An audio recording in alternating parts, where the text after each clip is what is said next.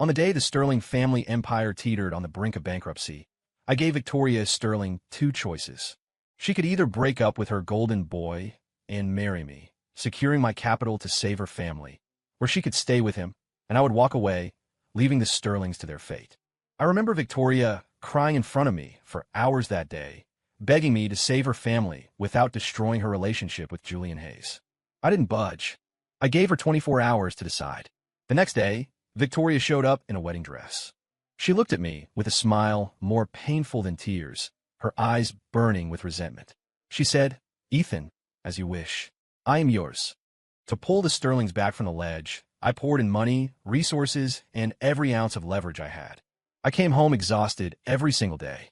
But Victoria took it all for granted. She never showed a shred of concern. In her mind, she had betrayed her true love to marry me. Everything I did was simply debt repayment, my penance for forcing her hand. After the wedding, she treated me coldly. There was no warmth, no affection, barely even a smile. I knew she resented me for taking advantage of her vulnerability, but I loved her.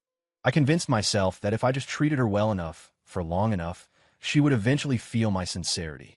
I was willing to wait for my childhood sweetheart to let go of her prejudice and fall in love with me. I didn't expect that wait to last 7 years. Time changes everything. Over those 7 years, the Sterling family fortune rebounded and soared, while I, due to a series of strategic missteps, watched my own business flounder. On the day my company was about to be hostilely taken over, Victoria stepped in and bought it, becoming the majority shareholder. When I heard the news, I was ecstatic. I thought I had finally melted her icy heart. I rushed into the office, only to find Victoria sitting in my chair, watching me quietly across the wide mahogany desk. I walked around to hug her, unable to contain my emotion. "Vicky, thank you. Thank you for saving the company. You really do love me, don't you?" Victoria pushed me away, her voice frigid. "Ethan, remember this. From now on, I'm your creditor. Everything here goes by my rules." Her words hit me like a bucket of ice water. The chill went straight to the bone. I let out a hollow laugh. "So, do you want a divorce?" Asking the question caused a physical ache in my chest. I was terrified she would say yes. It was pathetic. Even now, I wasn't willing to let go. Victoria ignored the question. Instead, she gestured to a man standing in the corner. "This is Caleb Rivers. He's the professional consultant I've hired. Hand over your responsibilities to him. You don't need to worry about company management anymore." I looked at Caleb Rivers. The more I looked, the more familiar he seemed, and the colder my heart grew. I couldn't help asking, "Do you hate me that much?" "You couldn't run the company, so I found someone who can. You get to be a silent partner with zero stress. What are you unsatisfied about? You taking the company?" "Fine. I accept that I failed. But was it necessary to bring in a guy who looks exactly like Julian Hayes just to spite me? Caleb graduated from an Ivy League school with impeccable credentials. But you only see a face. Ethan, you really are too narrow-minded to achieve anything great." Bitter bile rose in my throat, but I forced a sarcastic smile. "Caleb, you're on a first-name basis already. You call me by my full name, yet you're so cozy with an outsider." The air in the room grew tense. Just as Victoria and I were about to explode, Caleb stepped in. "Mr. Cole, please have some class. No need to be so petty. Ms. Sterling brought me in for your benefit, afraid you were burning out. Instead of thanking her, you accuse her. Isn't that a bit ungrateful?" Rage flared in my chest. "This is a conversation between a husband and wife. Who asked you?" "Shut up. You shut up," Victoria snapped, glaring at me. "Why are you being so aggressive?" She turned to Caleb, her voice instantly softening into a gentle tone I hadn't heard in years. "Let's go, Caleb. It's lunchtime. I've already booked a private room." She didn't spare me another glance as she led him toward the door. Caleb paused, holding Victoria back slightly. He pointed at me and asked with feigned politeness, "Aren't we inviting Mr. Cole?" Before I could speak, Victoria said, "Don't worry about him. He won't go." "I'll go," I interrupted coldly. Victoria frowned deeply. "Can't you eat by yourself? Do you have to tag along?" I laughed out of sheer anger. "Victoria, am I not even worthy of eating with you now? Or do you have a guilty conscience and you're afraid I'll see something I shouldn't?" She opened her mouth to berate me, but Caleb stopped her. He gave me a look that was half smile, half smirk. "Ms. Sterling, it's just an extra pair of chopsticks. If Mr. Cole wants to come, let him." Victoria looked from him to me, then dropped a warning, "Don't regret it." She walked into the elevator with Caleb. When we arrived at the restaurant, I finally understood why she said I'd regret it. I did. I had assumed it would just be the two of them, and I was determined to prevent them from being alone. But when the doors opened, the room was full of familiar faces, several of my former business partners. Their smiles turned awkward when they saw me, their eyes darting between me and Caleb. The large round table only had 2 adjacent seats left. Victoria immediately ushered Caleb into one, seating him right next to her. I hesitated, wanting to leave, but a waiter had already squeezed a chair in next to Victoria. She looked annoyed at the waiter's placement, but, given the audience, didn't make a scene. She ignored me completely, turning to introduce Caleb to the room. She knew everything about him, his degree, his background, his resume, reciting it flawlessly. The guests played along, eager to impress the new power player. Glasses clinked. The atmosphere was lively. I watched it all coldly, downing drink after drink. It used to be me introducing Victoria to these people. Now, she was parading Caleb around, grooming him not like a manager, but like a young lover she was carefully cultivating.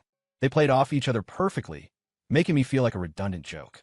A few people came over to toast me, their words laced with thinly veiled sarcasm about my fall from grace. I didn't have the energy to play their games, so I ignored them, planning to eat something to settle my stomach and then leave. I picked up my chopsticks, only to realize Victoria had ordered a table full of seafood. I sighed and put the chopsticks down. Just as I was about to ask the waiter for a bowl of noodles, a low voice hissed in my ear. "I told you not to come. You insisted. Now what are you throwing a tantrum for, slamming your chopsticks down like that?" I looked at Victoria.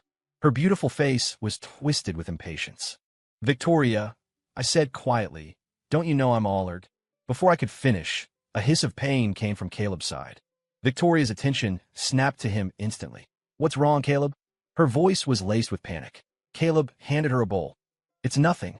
Just burned myself a little ladling soup for you." Victoria grabbed his hand, inspecting it obsessively. Once she confirmed it wasn't serious, she relaxed. She took a sip of the soup he had served her, then turned back to me casually. "What were you saying just now?" "Nothing," I said, pushing down the disappointment as I stood up. "You guys eat. I'm going out for a smoke." Before I left the room, I heard Caleb apologizing. "Oh, this is my fault. Mister, Cole must feel awkward. I shouldn't have invited him. He sounded so guilty." Victoria immediately stopped eating to comfort him. "Don't worry about him. He has thick skin. He's been in business for years. This is nothing to him." I paused, suppressing the urge to turn around and scream, then pushed the door open and walked out. Victoria didn't care about me, but I still cared about her. This was her event. I didn't want to make a scene and embarrass her. Outside the hotel, the midday sun hit me, but I felt no warmth. My hands and feet were ice cold. For the first time, I seriously asked myself if forcing Victoria to marry me had been a mistake. Forget the childhood memories. We had been married for 7 years. 7 years of devotion hadn't made her love me. Maybe I really should let go. But just as she couldn't let go of her first love, I couldn't let go of her. The thought of separating from her was physically painful. I couldn't bring myself to initiate the divorce. I smoked half a pack of cigarettes, my empty stomach aching. I crushed out the last, but planning to find a diner, then realized I'd left my phone in the private room. I had to go back. I walked to the door, expecting the party to be winding down.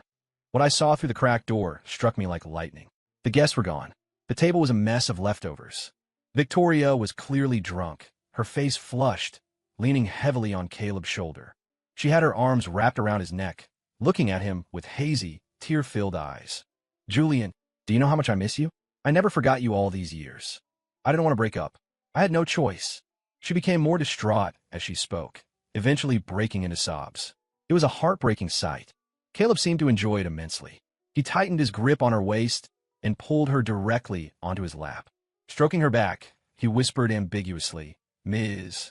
Sterling, even though I'm not the man you're talking about, I don't mind helping you through this. If it hurts that much, just pretend I'm him. You can do whatever you want with me. Don't keep this sadness inside." Victoria seemed to sober up slightly, pulling back to look at him with a frown. I thought she was going to slap this imposter for taking advantage of her. Instead, a second later, she collapsed back into his arms. "Ms. Sterling, you..." Caleb acted surprised. "Call me Vicky." "Vicky." Victoria choked back a sob. "Julian, hold me tight."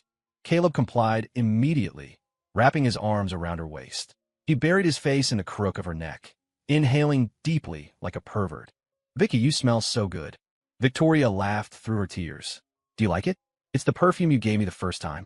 I haven't changed brands in all these years." My brain bust. I stumbled back a few steps. No wonder she never wore the expensive perfumes I bought her, always going to great lengths to source that niche foreign brand. I used to think she just wanted to be unique. Now, I realized she was wearing the scent of her ex-lover.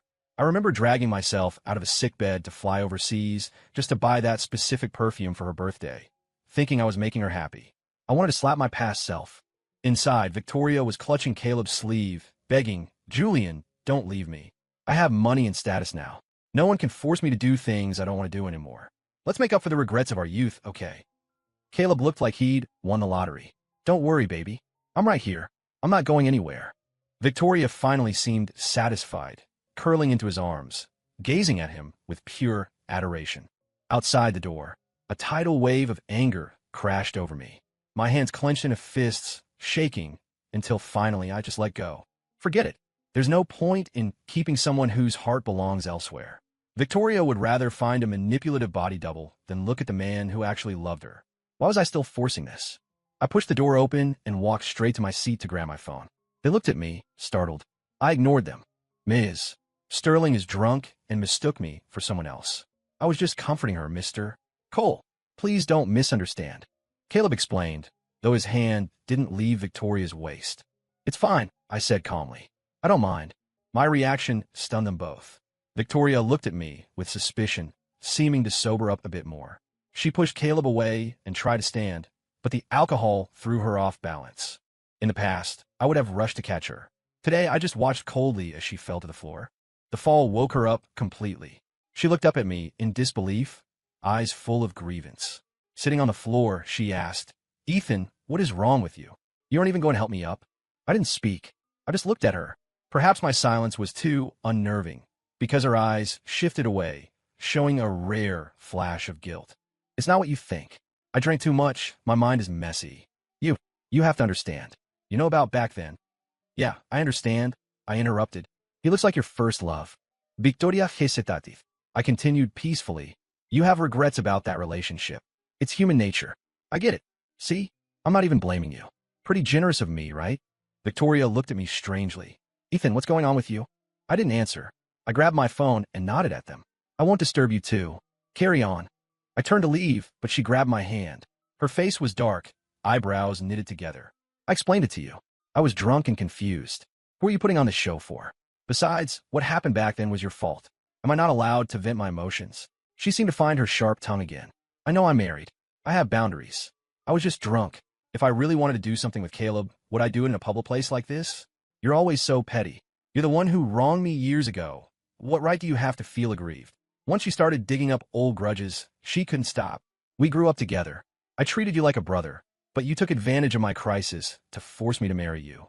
Even if I haven't cheated, and even if I did, it would still be your fault first. Do you know why I forced you to break up?" Julian Hayes was a hypocrite. I hadn't wanted to bring up the dirty truth about her ex, but I couldn't help it. She cut me off violently. "Enough. I don't want to hear it. You never have anything good to say about Julian. I know what kind of person he was better than you. I am tired. I don't want to argue. Drive me home." I stood motionless. My heart, already riddled with holes, took another stab. My hands trembled. "Ethan," she stepped forward. I said, "Take me home." "Didn't you hear me? I'm forgiving you for your attitude. So why is a grown man acting so dramatic?" Well, I didn't react. Caleb chimed in eagerly. "Vicky, how about I drive you? Mr. Cole doesn't look well." He shot me a provocative glance. I forced a smile and whispered to Victoria, "See, someone is offering to take you. Why force me? Vicky, let's go." Caleb draped her coat over her shoulders, acting possessive. Victoria impatiently shrugged him off. "No need." Caleb froze, looking hurt. Victoria immediately softened. She patted his arm soothingly. "Sorry, Caleb. I didn't mean to snap at you. You go ahead. I have something to discuss with Ethan." She glanced at me and awkwardly corrected herself. "With my husband." I turned my head in surprise. Victoria had always found our marriage shameful. She called me by my full name, Ethan Cole, for years. The only time she called me husband was in bed when she wanted me to stop. Hearing her say it in public usually made my week. Now, realizing how pathetic that was, I felt nothing. Caleb, however, looked furious. He said a stiff goodbye and left quickly. Victoria instinctively chased after him a few steps, then stopped. Right in front of me, she sent a voice message. "Be careful on the way home, Caleb. Text me when you get there." Watching her instinctive concern for him, a wave of exhaustion hit me. Enough. Whether it was Julian or his clone Caleb, they both meant more to her than I did. What was the point of my 7 years of devotion? This forced marriage. I couldn't afford the price anymore. Victoria, I said, my voice hollow. Maybe we should just... Before I could say call it quits, she dropped a bomb. I'm pregnant. You still there? The breakup words died in my throat. What's with that face? She frowned. You're going to be a dad. Why aren't you happy? I stood there silently, unsure how to react. Finally, I muttered, you don't look that happy either. She went quiet. I knew her too well. There was no joy in her eyes. It made sense. Carrying the child of a man she didn't love wouldn't be a cause for celebration. We stood in silence.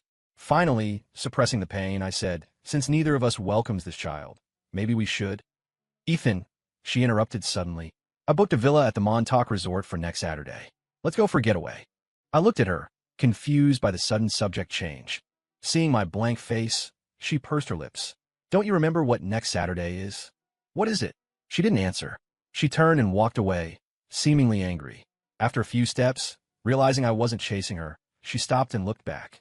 It's our wedding anniversary. You actually forgot. She didn't wait for an answer. I'll text you the address. We need to have a long talk. She stepped into the elevator, leaving me no room to refuse. After thinking it over, I decided to give her one last chance. On the day of our anniversary, despite the forecast predicting severe thunderstorms, I kept the appointment. To beat the storm, I left an hour early, hoping to reach the Hamptons before the weather turned. But luck wasn't on my side. The heavens opened up while I was still on the highway. At the height of the downpour, Victoria called. Looking at the caller ID, I had a sinking feeling. Sure enough, as soon as I answered, she said, Ethan, the trip is canceled. Something came up. She had broken promises so many times that I felt absolutely nothing. Instead of sadness, I felt a strange sense of relief. You haven't left the house yet, right? She asked. Her tone was unusually cautious, as if she were afraid I'd be angry.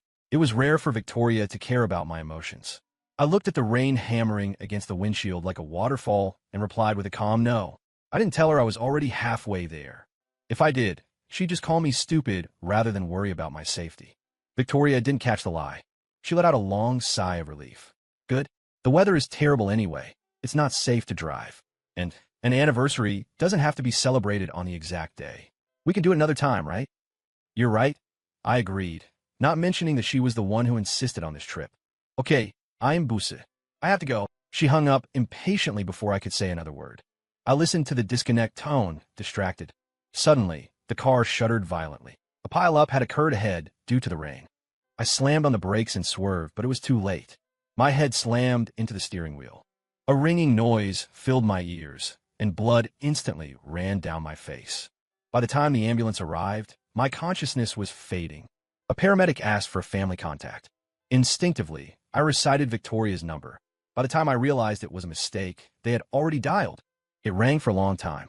But when it connected, it wasn't Victoria who answered. Hello? Is this Ethan Cole's family? He's been in a car accident.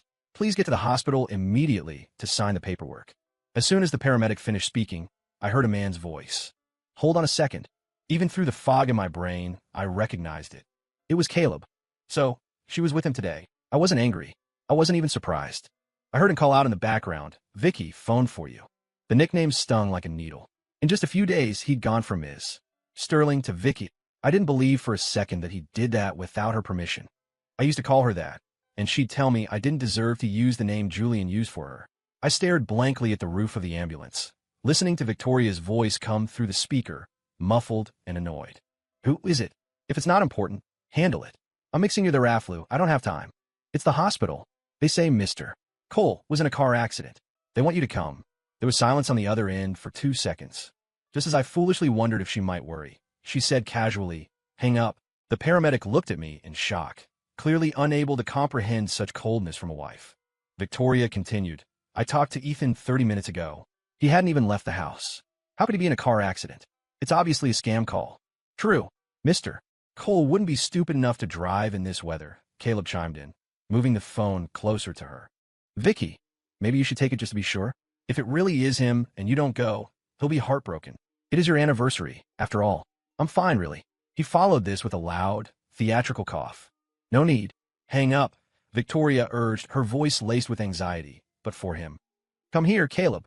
Drink this before your fever spikes. You're a grown man. Why can't you take care of yourself?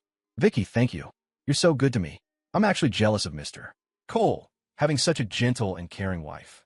Caleb sighed, then hung up the phone without hesitation. The paramedic looked at me with pity and asked if there was anyone else to call. Before I could answer, darkness took me. When I woke up, someone was wiping my face with a warm towel. The touch was gentle. In my days, I thought it was Victoria. But when I opened my eyes, I saw a woman I didn't recognize. You're awake? She set the towel down and pressed the nurse call button. I stared at her fair, delicate face, confused. She stepped back slightly, and I noticed one of her arms was in a sling. Seeing me staring, she smiled shyly. Your face had dry blood on it. I just cleaned it up. You are. Don't you remember me? She smiled. Ethan Cole, 10th grade, room 302.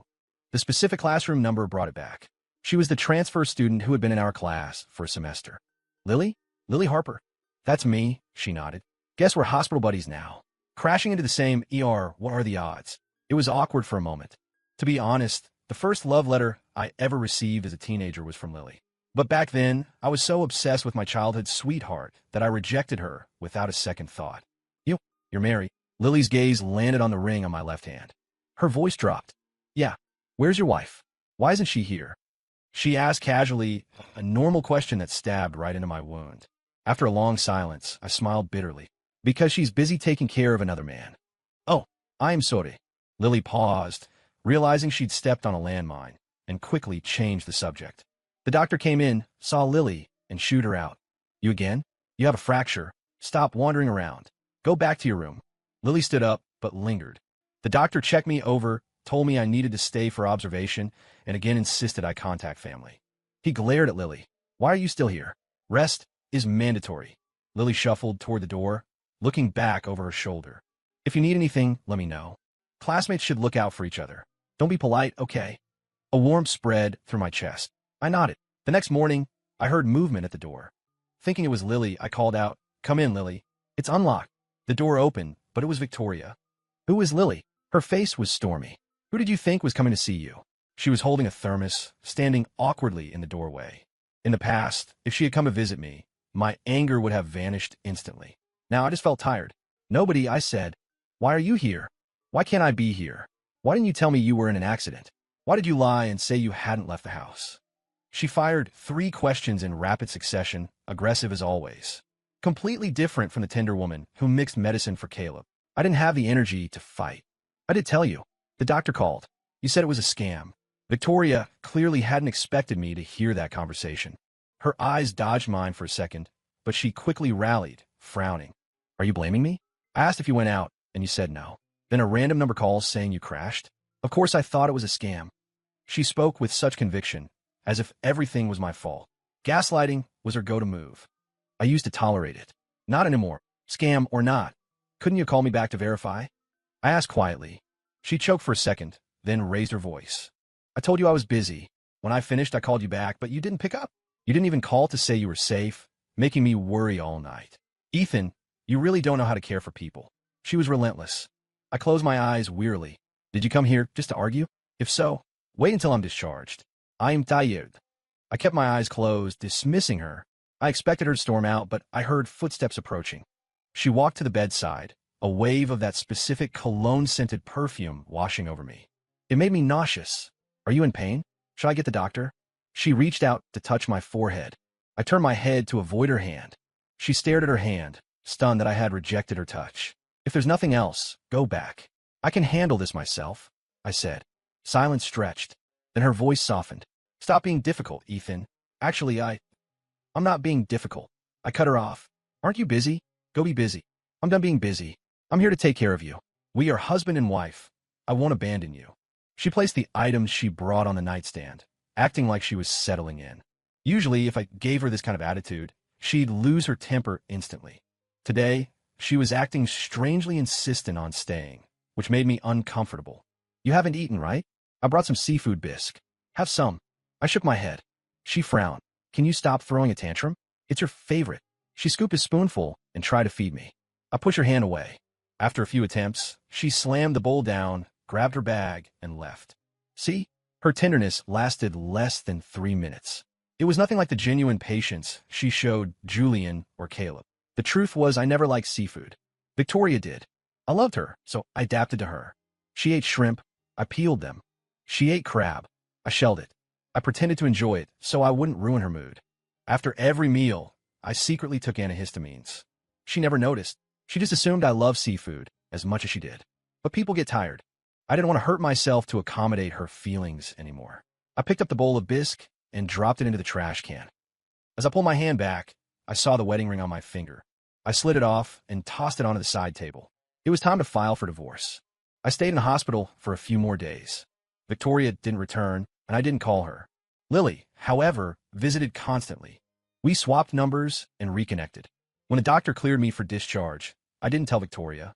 I packed my bag and went straight home. I unlocked the front door and froze. Caleb Rivers was walking out of my bathroom, wearing nothing but a pair of briefs. "What are you doing in my house?" "Mr. Cole, you're back." We spoke at the same time. I was furious.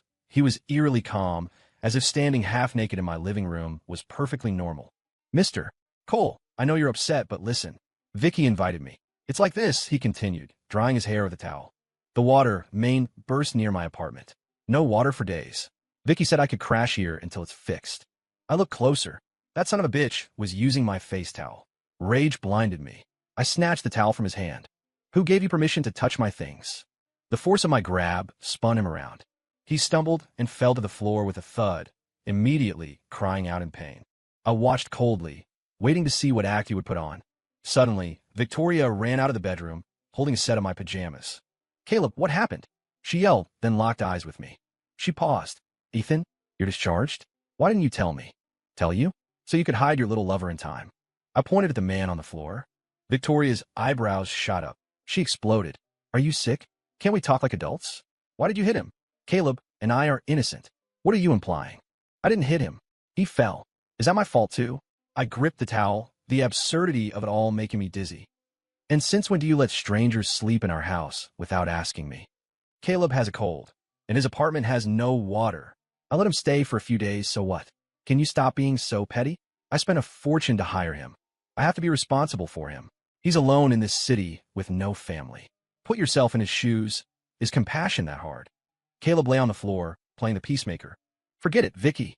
Don't blame Mr. Cole." I spoke out of turn and made him angry. "This is your home. It's normal for him to be bothered. I'll leave." He stood up, limping dramatically. Victoria grabbed him. "Where are you hurt?" "Twisted my ankle, I think." "It's okay. I'll take a cab to a hotel. Just make it up to Mr. Cole. Don't fight because of me." "Hotel? No, you don't know anyone here. I'm here to look after you. Stay. We have plenty of guest rooms. It's a waste not to use them." Watching them pull each other back and forth, I started laughing. "Ethan, what's funny?" "Nothing. Just feeling like a joke." I ignored her expression. "My mistake. I came back at a bad time and interrupted your domestic bliss." I turned to Caleb. "Don't leave. I'll go to a hotel. I'll make room for the happy couple." I turned and walked toward the door. "Ethan." Victoria chased me, grabbing my sleeve. "What are you talking about? You just got out of the hospital. Stop acting out. Go inside and rest." Caleb limped after her. "Yes, Mr. Cole. Stay. Vicky made soup especially for me, but I can't finish it. Join us." I stopped. I turned around and walked back. Caleb looked surprised, but quickly adjusted his mask. "That's right. Vicky said it was her first time cooking. If it goes to waste, it would be a shame to ruin her hard W." He didn't finish. I punched him square in the face. "Victoria screamed." I pulled back my fist and looked at her. "Watch closely. That is hitting him." Maybe my expression was terrifying because she didn't yell. She held on to Caleb, asking with a trembling voice, "Ethan, what's happening to you?" I didn't answer. I just said, "Find a time. Let's get a divorce." Then I turned and walked out. I hadn't planned to ask for a divorce right then. I want to sit down, draft an agreement, and end 7 years cleanly. But the rage clarified things. It wasn't that complicated. I took the elevator to the lobby. As the doors opened, Victoria stumbled out of the adjacent elevator. She was still in her loungewear, clearly having chased me down. "Ethan, what do you mean? You want a divorce? Are you serious?" She looked at me in disbelief. I nodded solemnly. "Yes." Her voice turned shrill. "Are you kidding me? You forced me to marry you. You made me break up with Julian. Now you want a divorce? What am I to you? A toy you can pick up and throw away? If anyone asks for a divorce, it should be me. I'm the victim here." "Yes, I was wrong. I shouldn't have forced you. I apologize." "Happy." My apology didn't soothe her. She looked even angrier. I tried reasoning. You don't love me anyway. It's been 7 years. I'm done hoping. I see how well you get along with pretty boy upstairs. I know you're tempted, so I'm setting you free. Go fulfill your teenage dream. Consider the company you stole from me as my payment for wasting your time. I told you Caleb and I are innocent. Why won't you let it go? She looked aggrieved, eyes red. We are innocent. Innocent, huh? Yes, she nodded. If there was something going on, would I invite him to stay at the house? Doesn't that prove I have nothing to hide? Logic so twisted it was almost impressive. I thought of Caleb in his briefs. Fina, I'll give you a chance. Go upstairs right now in front of Caleb, fire him. Tell him to get out of my house and go back to where he came from. Do that, and I'll believe you're innocent. She didn't hesitate. Business is business. Caleb is highly capable. We signed a contract. He hasn't done anything wrong at work. How can I fire him? Be reasonable. Okay, you have a point, I said. I took a step back. Then go upstairs and tell him to get the hell out of my house immediately. That's not an unreasonable request, is it? Victoria frowned in disapproval. Ethan, can you stop causing a scene? Why are you fixated on Caleb? I shook my head, laughing at myself. I didn't make any more demands. I had predicted this outcome before I even spoke, and Victoria didn't disappoint me. Her defense of Caleb was so blatantly preferential that a blind man could see it. What confused me was her reluctance to divorce. Why? She should be popping champagne. The only explanation was her ego. She couldn't handle being the one dumped. If she wouldn't agree to a mutual divorce, I'd have to sue. I turned to leave, tired of the meaningless back and forth. But Victoria grabbed me again. She looked at me, struggling internally, then grit her teeth. Come home with me. I'll make him leave. I paused. In that moment of hesitation, she dragged me into the elevator. Watching the floor numbers climb, I felt conflicted. Surprisingly, I didn't feel happy that she finally chose me. My love for her had been ground down to dust by years of neglect. Caleb's arrival was just the final gust of wind that blew the dust away. The only reason I went back up was a petty desire to see the look on that pretty boy's face when she kicked him out. The elevator opened. Victoria, seemingly afraid I'd bolt, dragged me to the door. Let go. I'm not running. I pull my hand back. She refused to release her grip. She unlocked the door, shouting, Caleb, I need to talk to you about something. Can you just... Her polite tone made me roll my eyes. The apartment was silent. Caleb was nowhere to be seen. Victoria's expression shifted. She called his name anxiously. Then she saw a figure on the living room floor. Her face went pale. She threw my hand away, the hand she had been clutching so tightly, and sprinted to him. Caleb, what's wrong? Don't scare me. Caleb groaned, slowly opening his eyes. Vicky, you're back. Did you work things out with Mr. Cole? Sigh, this is all my fault. Stop talking. What does it hurt? Why did you faint? She forgot all about me. I don't know. After you left, I looked for some ice for my face, and next thing I knew, I blacked out. He touched his swollen cheek, my handiwork, and looked like he might swoon again. Victoria glared at me. Why did you hit him so hard? I watched them coldly. Weren't you going to kick him out? Why haven't you said it yet? If you don't kick him out now, I'm assuming you two are together.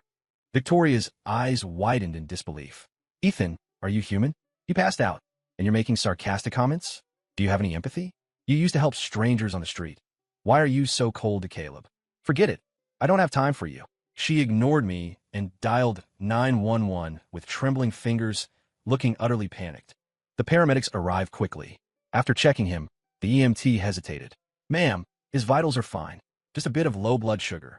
Some juice and rest at home should be enough. No, look at his face. And he was injured earlier. What if he has a concussion? Take him to the hospital for a full scan. I almost laughed out loud. She really thought highly of my right hook if she believed I gave him brain damage. Victoria. I couldn't help mocking her. I'm genuinely curious. What do you see in him? Just a face? You're incredibly loyal to a ghost. Can you stop being so cruel? It's a medical emergency. Caleb struggled to sit up. Victoria immediately supported him, letting him lean his entire weight on her. Vicky, don't fight with Mr. Cole. I'll rest a bit and then I'm fine. Listen to the doctor. I'll find a hotel later. I don't want to cause trouble. He said the words, but his body remained glued to hers, acting frail. Victoria Meditiv. She shot me a look. Wait here for me. Then she hustled the paramedics to load him onto the stretcher and followed them to the hospital. I stood in an empty apartment and shook my head. I wanted to see him humiliated. Instead, I became the joke again. I never learned. Caleb's fake faint was obvious even to the EMTs, yet she bought a hook, line, and sinker. When I, her actual husband, was in a car crash. She didn't care. I didn't stay. I went to a bar. I ordered a chaotic mix of beers and spirits, ready to drown myself. Just as I reached for a glass, a slender hand snatched it away. Hey, looking for trouble? I turned angrily. It was Lily. She put the glass down and smiled. Fancy meeting you here. What are you doing here? I was surprised. Picking up a drunk friend. Just got here and saw you. She glanced at the table. Ordering this much? Aren't you supposed to be avoiding alcohol on your meds? I didn't answer, just sighed. Bad day. Something like that. I'll keep you company. She sat down next to me and signaled the bartender for another glass. Aren't you taking your friend home? I texted her boyfriend. He's coming. She clinked her glass against mine. We sip, okay? No getting wasted. Her interruption lifted my mood. We chatted for a while until my phone rang. Victoria. She must have settled her boy toy and remembered she had a husband. I declined to call. She called again instantly. I muted the phone. I thought she'd give up. She was too proud to chase me. I was wrong. 30 minutes later, Lily left. 10 minutes after that, Victoria appeared in the doorway of the bar. She scanned the room, spotted me, and marched over. She looked furious, but was trying to suppress it. I told you to wait at home. You don't answer calls. What? Her eyes landed on the glass Lily had used. There was a lipstick stain on the rim. Her voice turned sharp. Who were you drinking with? Is she the reason you want a divorce?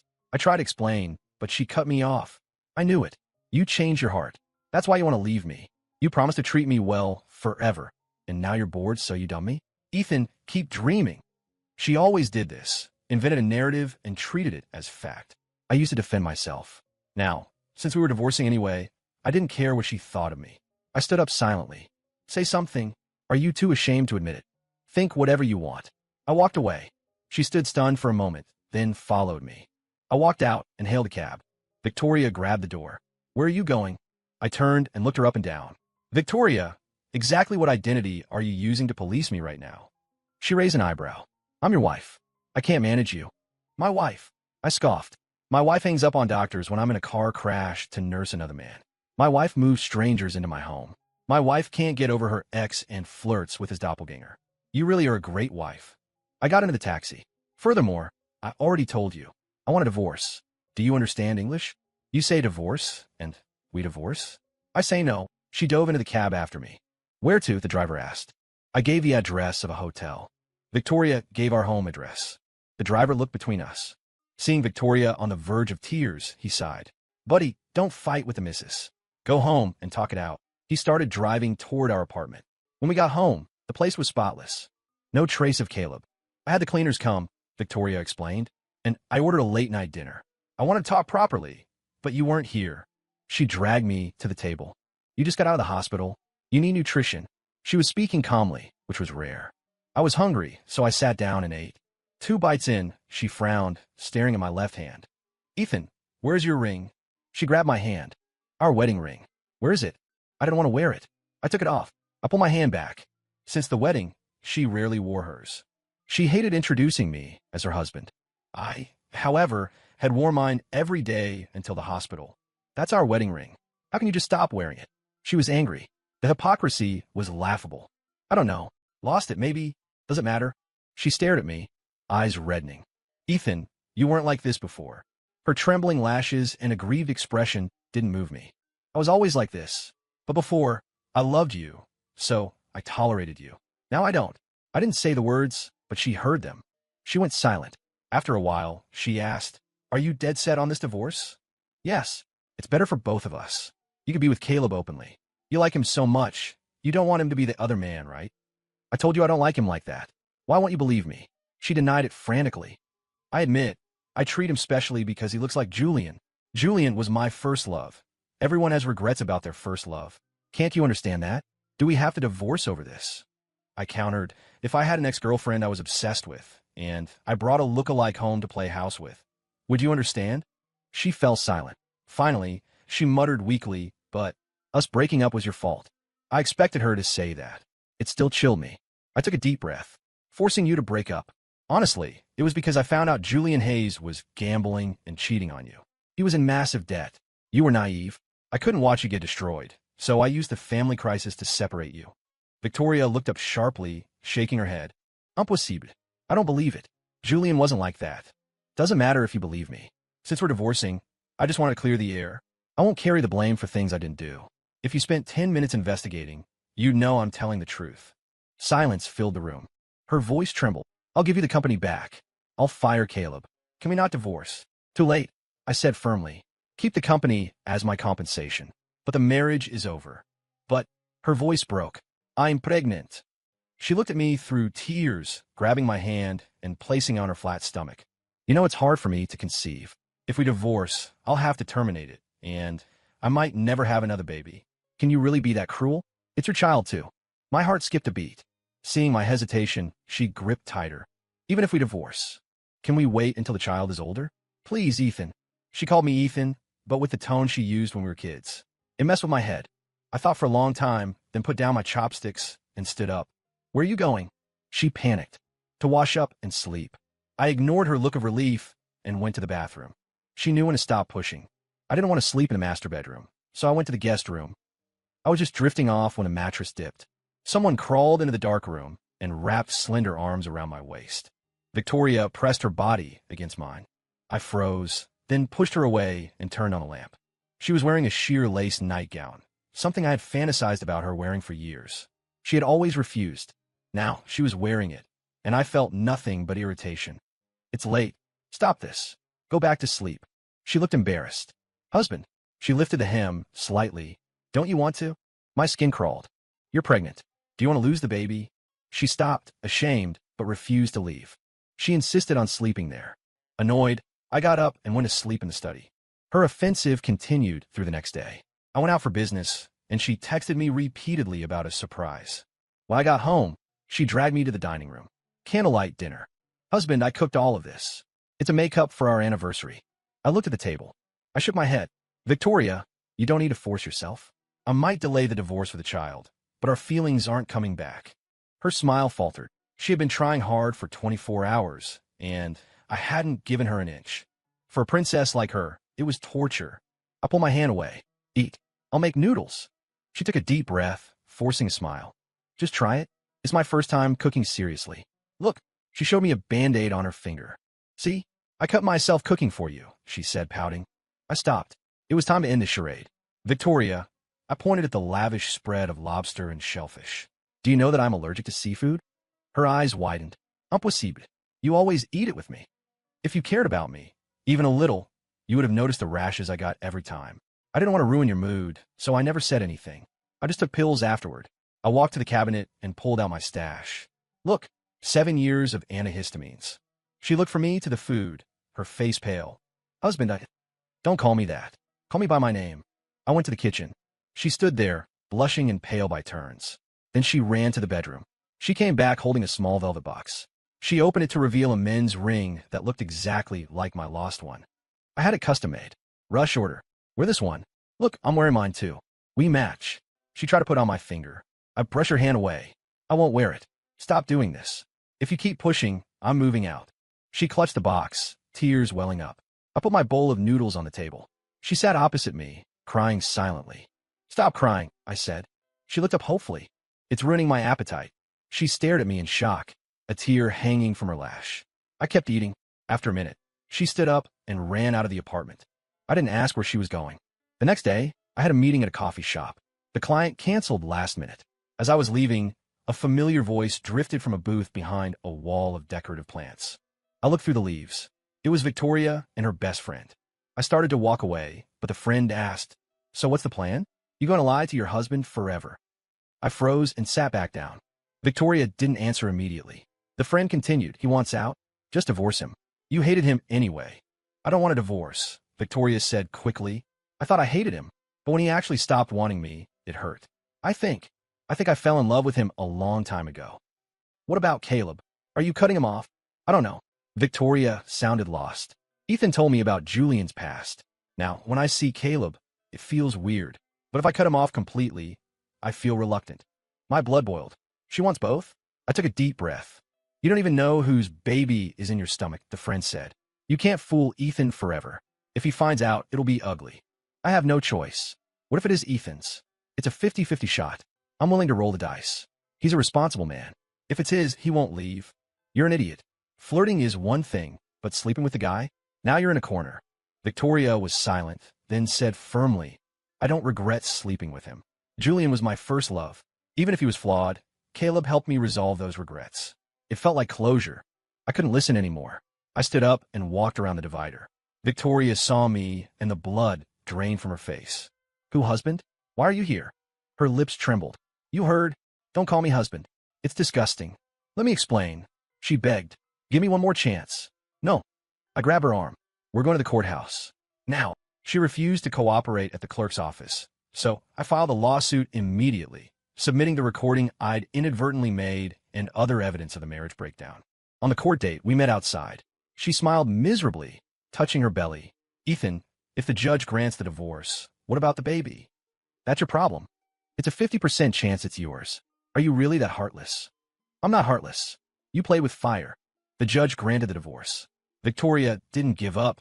She dragged our parents into it, tried to use family pressure to force a reconciliation.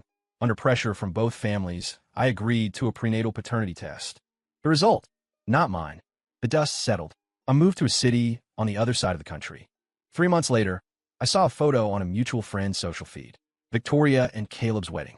Victoria's smile was strained, her dress unable to hide the bump. Caleb looked triumphant. I liked the post and scrolled on. I never heard from her again. I started a new business starting from scratch. Friends rarely visited because of the distance, but Lily came every month. She brought care packages, claiming she was on business trips. I knew her job didn't require travel. I wasn't dense. I knew she liked me. But my failure with Victoria made me afraid to hope. A year passed. At a business dinner, someone mentioned the Sterling Enterprise bankruptcy. The family business tanked after they let that son-in-law run it. A man gossiped, sipping his scotch. Guy's name was Rivers. Fake degree, fake resume. A professional con artist. Sad for the daughter. Heard she wants a divorce, but can't get one. Messy stuff. I listened, downed my drink, and felt nothing but a distant pity. One beautiful evening at sunset, Lily flew in again. She took me to dinner, then we walked in the park. Our hands brushed. For the first time in a long time, I felt a spark. By the lake, watching the sun dip below the horizon, she handed me a fancy envelope. What's this? A love letter, she laughed. You rejected me in high school. You're not allowed to do it again. She sounded casual, but I saw her trembling hands. I looked at her blushing face. I stopped hiding. I took the letter, pulled her into my arms, and smiled. The letter is mine, and so are you. Story complete.